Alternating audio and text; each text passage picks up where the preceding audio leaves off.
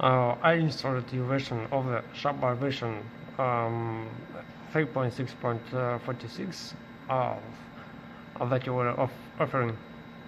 Runtime error 21 December, thank you, but the machine stops during the stroke. Servers are okay, check it. I tried to throw the Extras, and I will show you now. I press jog speed.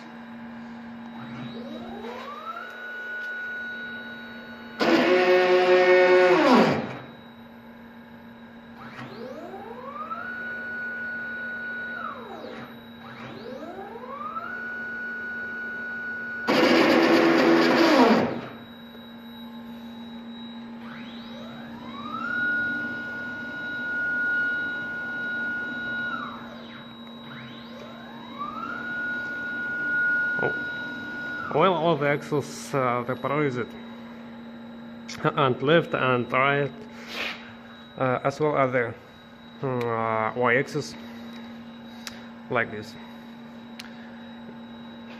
Is it possible that the machine does not have time for the computer? Because previously the machine worked freely at 300 millimeters per second. Jog speed. One moment. Okay. Jog speed.